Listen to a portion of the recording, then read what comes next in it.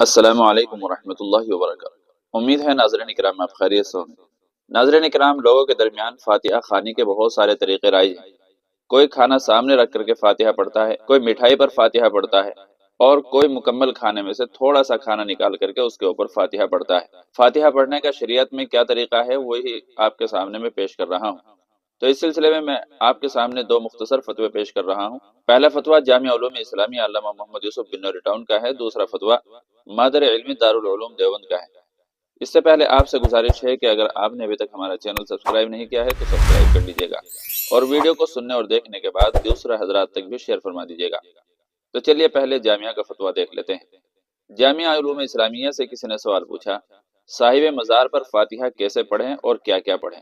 تو جامعہ کی طرف سے جواب دیا گیا، واضح ہے کہ فاتحہ کا مقصد میت کو ایصال ثواب کرنا ہوتا ہے، اور ایصال ثواب کا کوئی مخصوص طریقہ شریعت مطہرہ میں متعین نہیں ہے، اور نہ ہی ایصال ثواب کے لیے مزار یا قبر پر جانا ضروری ہے۔ لہذا کسی بھی جگہ سے یا مزار و قبر پر حاضر ہو کر سورہ فاتحہ، سورہ اخلاص، سورہ یاسین، سورہ ملک وغیرہ جس قدر قرآن شریف پڑھ کر یا درود شریف و نوافل وغیرہ پڑھ کر، اور اسی طرح مالی خیرات و صدقات، نفلی نماز، روزے کا ثواب میت کو بخش دیا جائے تو اس کا ثواب میت کو پہنچ جائے گا۔ فتاوی رحیمیہ میں ہے۔ سوال جواب قائم کیا گیا۔ سوال ہے، قبرستان جا کر یا گھر میں میت کے ایصال ثواب کے لیے کیا چیز پڑھنی چاہیے، یعنی فاتحہ کا طریقہ کیا ہے؟ تو جواب دیا گیا ہے، قرآن مجید ختم کر کے یا سورہ فاتحہ، سورہ اخلاص، سورہ یاسین، سورہ ملک، سورہ تکاثر، سورہ ہود وغیرہ جو یاد ہوں اور جن میں سہولت ہو، اور درود شریف و نوافل وغیرہ جو ہو سکیں، اور اسی طرح مالی خیرات و صدقات، نماز، روزے کا فدیہ اپنی ہمت اور ذوق و شوق کے مطابق کر کے ثواب بخشا جائے۔ واللہ تعالی علم۔ دارالفتاء جامعہ علوم اسلامیہ علامہ محمد یوسف بن نوری ٹاؤن۔ اب دیکھ لیتے ہیں دارالعلوم دیوبند نے اس سلسلے میں کیا فتویٰ جاری کیا ہے۔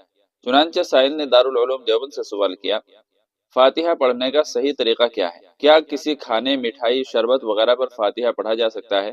فرض کریں کہ میں نے کسی کھانے، مٹھائی، شربت وغیرہ پر فاتحہ پڑھا، تو کیا میں خود وہ پورا کھانا، مٹھائی، شربت وغیرہ کھا پی سکتا ہوں، یا مجھے اسے تقسیم کر دینا چاہیے اور مجھے کھانا نہیں چاہیے؟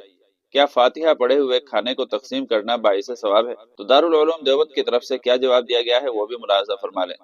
بسم اللہ الرحمن الرحیم۔ کسی کھانے، مٹھائی اور شربت وغیرہ پر مروجہ فاتحہ پڑھنا بدعت ہے۔ شریعت سے اس کا کوئی ثبوت نہیں ہے۔ اگر میت کو ثواب پہنچانا ہے تو اس کا صحیح طریقہ یہ ہے کہ کسی خاص ہیئت اور کیفیت کے التزام کے بغیر نماز پڑھ کر یا روزے رکھ کر یا قرآن شریف پڑھ کر یا صدقہ کر کے اس کا ثواب میت کو پہنچا دیا جائے۔ واللہ تعالی علم۔ دارالفتاء دارالعلوم دیوبند۔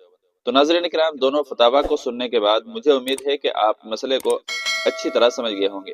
ویڈیو اچھی لگی تو لائک اور شیئر کر دیجیے گا، اور چینل پر پہلی بار آئے ہوں تو سبسکرائب بھی کر لیجیے گا۔